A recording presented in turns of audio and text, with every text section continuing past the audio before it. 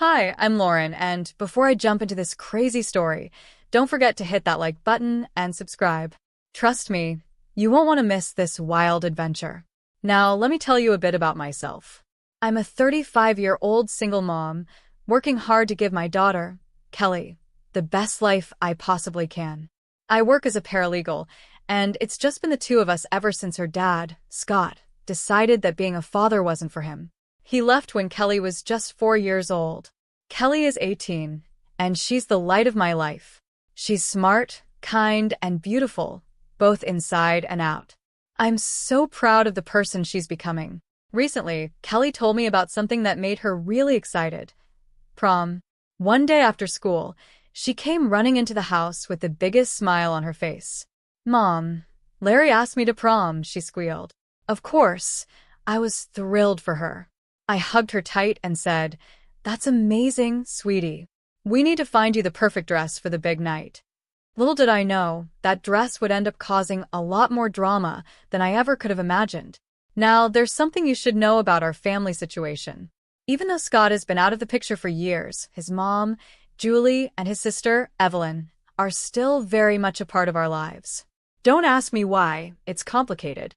Let's just say that dealing with Julie and Evelyn is about as enjoyable as going to the dentist and getting a root canal without any painkillers. They're not exactly the warmest, most supportive people in the world, but somehow, they're still around. When Kelly mentioned prom during one of our monthly family dinners, you should have seen the looks on Julie and Evelyn's faces. Julie, my ex-mother-in-law, pursed her lips in disapproval, and you could just feel the judgment radiating off her. "Prom?" she asked, her voice dripping with disapproval. "Isn't that a bit of a waste of time?" Evelyn, my ex-sister-in-law, was quick to chime in too. "Yeah. Shouldn't you be focusing on your college applications instead?"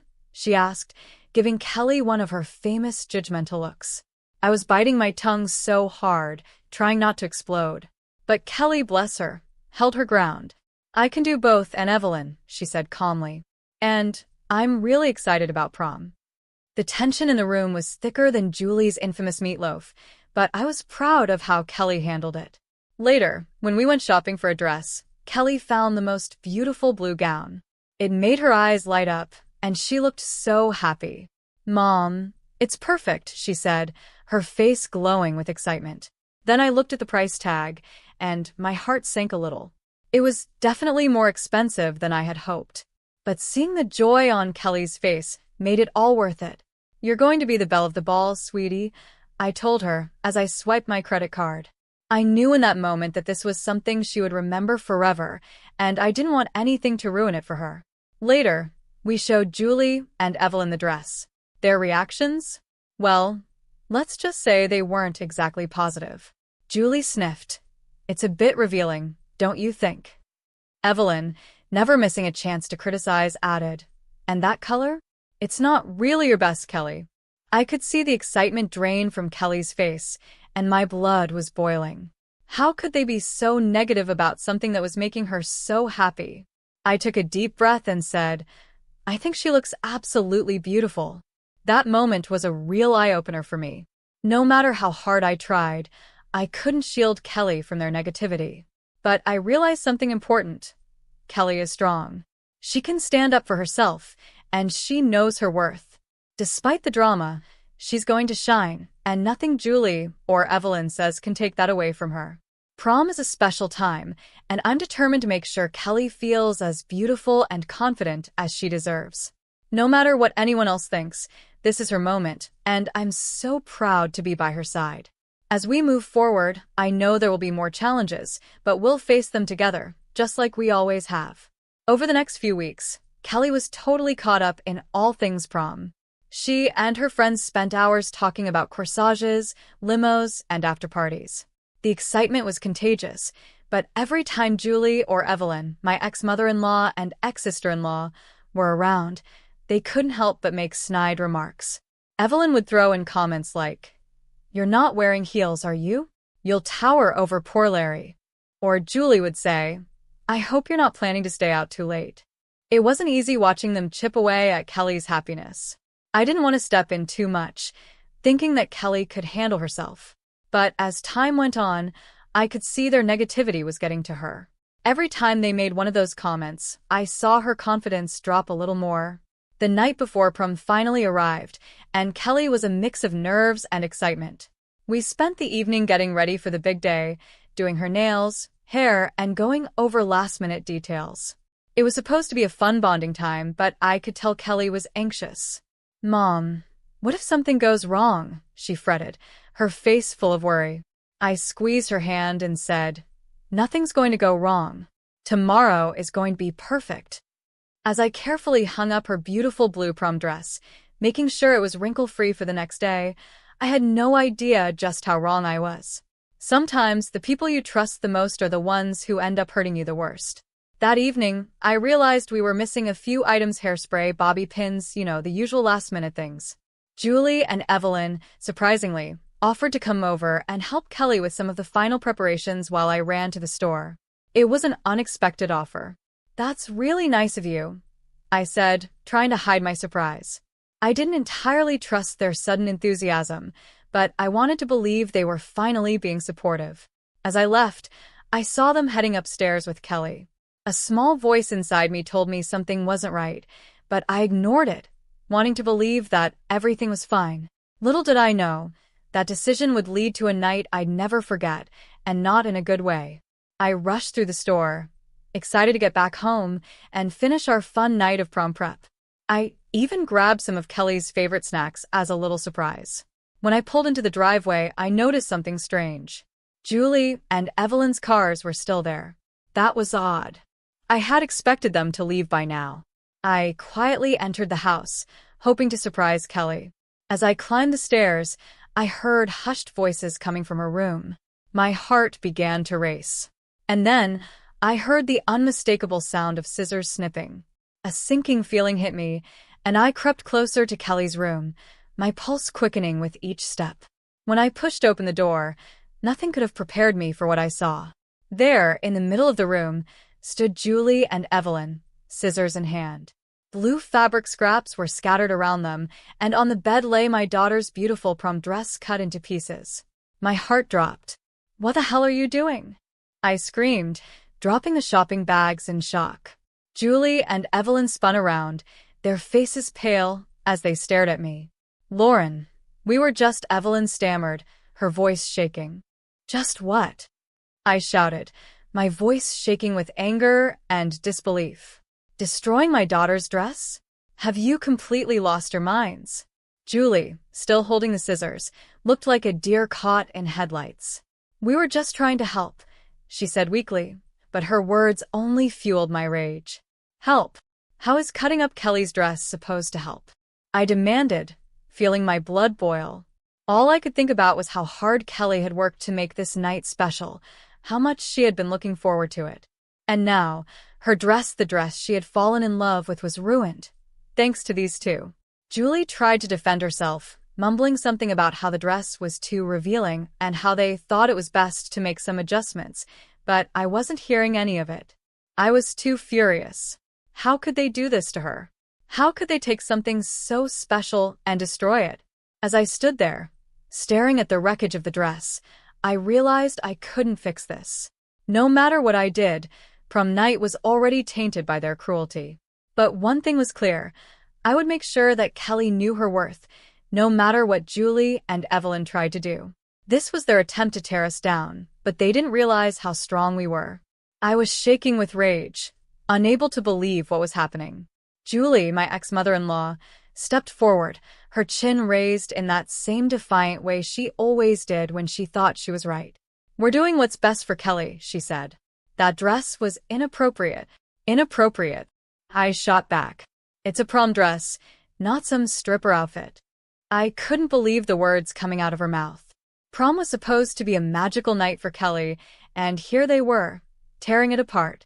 Evelyn, my ex-sister-in-law, quickly joined in. "We were just trying to protect her reputation." "You wouldn't understand," she said, her voice full of judgment, as if I was the one who didn't care about my own daughter. At that moment, it all started to make sense. Memories came rushing back: the rude comments about my parenting, the accidental spills on Kelly's favorite clothes, the times they had conveniently forgotten to pick her up from school. It was all clear now. They had been trying to control and sabotage her happiness all along. "You've always been jealous," I said aloud, the realization hitting me hard. "You can't stand to see Kelly happy." Julie scoffed, rolling her eyes. "Don't be ridiculous. We love Kelly." "Love? This isn't love," I fired back. "This is control and manipulation." Before I could say more, I heard a small gasp from the doorway. I turned to see Kelly standing there, her eyes wide with horror. She had just walked in on this entire mess. Her face crumpled as she looked at the shredded pieces of her prom dress. "My dress," she whispered, her voice shaky and full of disbelief. Tears began to well up in her eyes. I rushed over to her and pulled her into a tight hug. "Oh, sweetie, I'm so sorry," I whispered, feeling my heart break for her. Kelly couldn't hold back anymore. She started sobbing in my arms. Through her tears, she looked at Julie and Evelyn. "Why would you do this?" "Grandma?" "Aunt Evelyn? How could you?" Her voice was full of confusion and hurt. Julie, somehow, still had the nerve to act offended. "We were trying to help, dear. That dress was much too revealing for someone your age." "Get out," I growled, my voice low but steady. I had had enough. "Get out of my house right now." Evelyn tried to protest.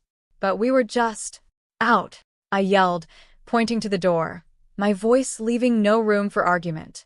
Julie and Evelyn quickly grabbed their things and scurried out like the snakes they were. As soon as they were gone, I turned my attention back to Kelly, who was still crying. She looked up at me, her face full of worry. "What am I going to do, Mom? Prom's tomorrow, and my dress is ruined." I held her tight, trying to figure out a plan. I didn't know how I was going to fix this. It was late, and all the dress shops would be closed by now. But I couldn't let Kelly down. "We'll figure something out, sweetie." "I promise," I said, trying to sound confident even though I had no idea what to do. As I comforted Kelly, one thing became clear in my mind. Julie and Evelyn had gone too far this time. I wasn't going to let them get away with this. They had been manipulating us for years, but this was the final straw. They would face the consequences of their actions. But first, I needed to fix this dress situation. I had less than 48 hours to pull off a miracle. Talk about a mother's worst nightmare. Eventually, Kelly cried herself to sleep, exhausted from the emotional roller coaster. Once she was resting, I sat at the kitchen table, my mind racing. This wasn't just about a ruined dress anymore. It was about years of bullying and cruelty from Julie and Evelyn. I wasn't going to let them continue to hurt Kelly. I picked up my phone and made a call I hadn't planned on. I dialed Scott, my ex-husband, who hadn't been around much but still needed to know what was happening. "We need to talk." "It's about Kelly," I said. 50 minutes later, Scott was at my door, looking concerned. "What's going on, Lauren?" he asked, his voice serious. I filled him in on everything that had happened: the dress, the years of Julie and Evelyn's behavior, all of it. As I spoke, his face grew darker with every word. He had no idea it had gotten this bad. "We need to fix this," he said, his voice firm. For once, Scott was stepping up. We didn't have much time, but together, we were going to make sure Kelly's prom night was saved.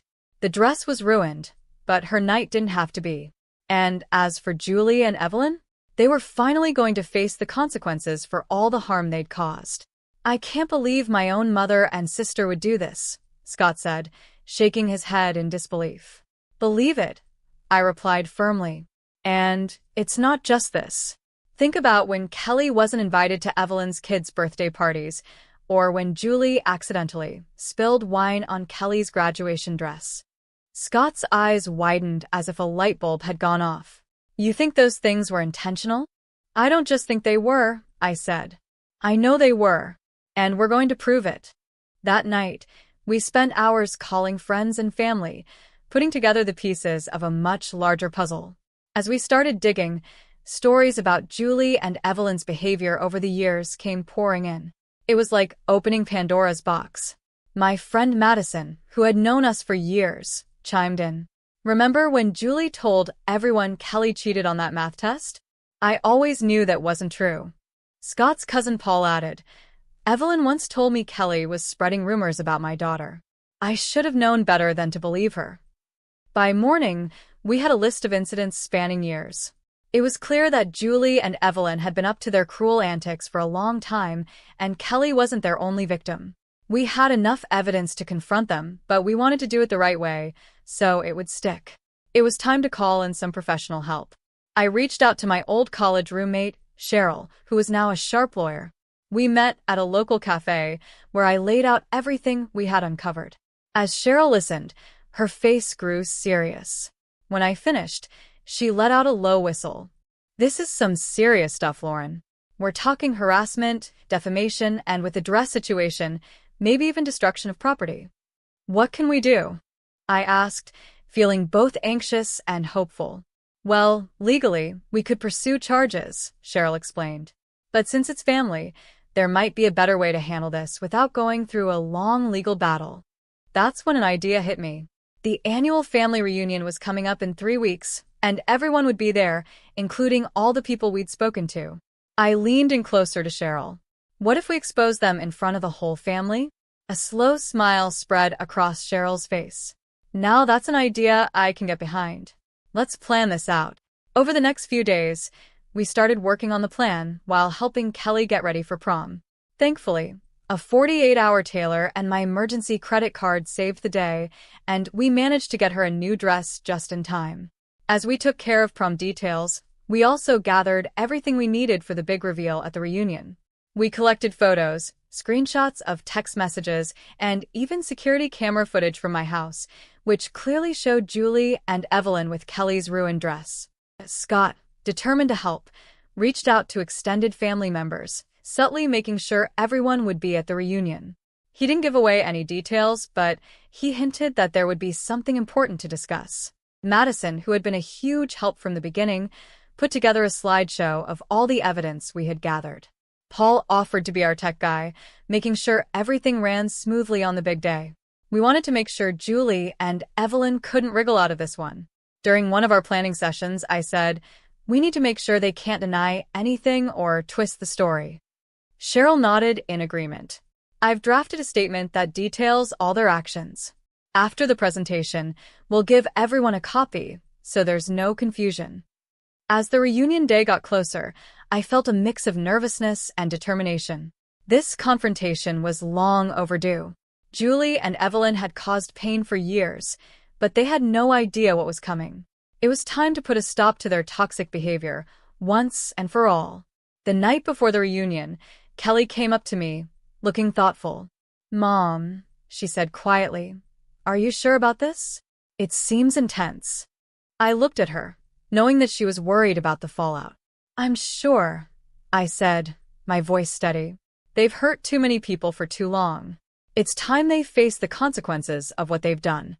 This isn't just about you or me, it's about everyone they've manipulated and harmed." Kelly nodded, though I could see she was still processing everything. "I just don't want anyone else to get hurt." I hugged her tightly.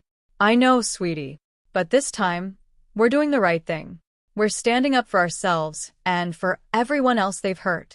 She took a deep breath and smiled. "Okay, Mom, let's do this." The stage was set and we were ready. Julie and Evelyn were about to face the truth, and this time, they wouldn't be able to hide behind their lies. I hugged Kelly tightly. "Sweetie, sometimes you have to stand up to bullies, even if they're family. Especially when they're family," I said softly. Scott chimed in. "Your mom's right, kiddo. What they did to you isn't okay, and it's time everyone knows the truth." Kelly nodded slowly, taking it all in. "Okay, I trust you guys." As I laid out my outfit for the family reunion that night, I took a deep breath. Tomorrow would change everything. Julie and Evelyn thought they could get away with manipulating and hurting us, but they were about to learn how wrong they were. Scott, who was helping me plan, asked as he was leaving, "Ready for tomorrow?" I nodded, feeling more determined than ever. "More than ready. It's time to end this once and for all. Let the show begin." The day of the family reunion arrived, and my stomach was full of nerves. Kelly, Scott, and I got to the venue early to set up for our presentation with the help of Paul, Scott's cousin. As family members started arriving, I caught sight of Julie and Evelyn. They were all smiles and hugs, acting like nothing had happened. It made my blood boil to see them so carefree after everything they'd done. Once everyone was settled and the reunion was in full swing, I stood up and cleared my throat. Everyone, if I could have your attention, please. There's something important we need to discuss. Julie looked confused, but tried to keep her cool. Lauren, dear, what's this about? I took a deep breath. It's about the years of manipulation, lies, and cruelty that you and Evelyn have inflicted on Kelly and the rest of the family. The room went dead silent. Paul dimmed the lights, and the slideshow began. As the first video clip played, showing Julie and Evelyn cutting up Kelly's prom dress on our security camera, there were gasps from everyone. I continued. Last week, Julie and Evelyn destroyed Kelly's prom dress. The evidence was there for everyone to see clear as day. One by one, we went through incident after incident. We showed the snubs from birthday parties, the ruined clothes, and the rumors they had spread. With each new piece of evidence, the shock and disgust in the room grew. Family members were visibly upset, realizing how far Julie and Evelyn had gone. Evelyn jumped up, trying to defend herself. This is ridiculous. We've never done anything to hurt Kelly, but her words fell flat. The room was no longer on their side. Cousin Isabella spoke up. So, that's why you told me Kelly couldn't come to my wedding? You said she was sick. Was that a lie too? Uncle Timothy added. And the time you told me Kelly was talking bad about my son, that was a lie as well, wasn't it? Julie and Evelyn's faces turned pale. They looked around the room, desperate to find someone to support them. But there were no allies left. Everyone had seen the truth. That's when Cheryl, my lawyer friend, stepped forward, looking every bit the professional. What you've done to this family constitutes harassment and defamation. Not to mention the destruction of property with the prom dress incident. We have grounds for legal action. Julie, still in denial, scoffed. You wouldn't dare. We're family. I stepped forward, my voice firm and steady. Being family doesn't give you the right to treat us like this. You've hurt us for years, and you've hurt Kelly the most. Family is supposed to love and support each other, not tear one another down. Evelyn, now panicking, tried one last time to defend herself. We were just trying to look out for her. I shook my head. No. You were trying to control her. You were trying to control all of us. But not anymore. The room was tense, but the air was different now. People weren't just bystanders anymore, they were standing with us. Julie and Evelyn had finally been exposed for what they truly were, bullies, even to their own family. By the end of the reunion, it was clear that Julie and Evelyn had lost the support they once had. They left the event with their heads down, knowing they could no longer manipulate anyone with their lies. As Kelly, Scott, and I drove home that evening, I felt a weight lift off my shoulders. Justice had been served, and we had stood up for ourselves. Kelly, sitting beside me, smiled softly. Thanks, Mom, she said. For everything. I smiled back. You deserve to be happy, sweetie. No one's ever going to take that from you again. I looked her straight in the eyes and said, Family doesn't do what you've done. You've left us no choice. The reaction was immediate.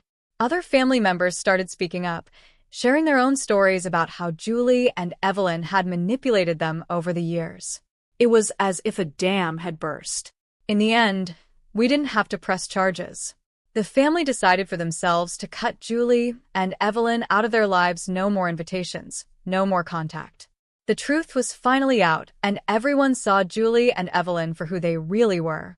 Kelly's prom night turned out to be a huge success. She looked absolutely stunning in her new dress, which was even more beautiful than the one they had ruined. She was glowing with happiness. As she was about to leave for the night, she smiled at me and said, Mom, thank you for everything. I hugged her tightly, trying to hold back my tears. Always, sweetie. I'll always have your back. Later that night, I sat quietly reflecting on everything that had happened. I realized something important. Standing up to toxic people, even if they're family, is never easy, but it's necessary. We do it not just for ourselves, but for the people we care about. It was hard, but it was the right thing to do. And that's the end of Lauren and Kelly's story. Now, I want to hear from you. Do you think Lauren was right to expose Julie and Evelyn's behavior to the entire family? Or should she have handled it more privately? Is it ever okay to confront family members publicly when they've been toxic? Share your thoughts in the comments below. Your opinion could help others who are dealing with similar family conflicts. If this story resonated with you and you want to hear more like it, hit that like button and subscribe to our channel. Your support helps us bring more real-life stories like this to light. Thanks for watching, and we'll see you in the next video.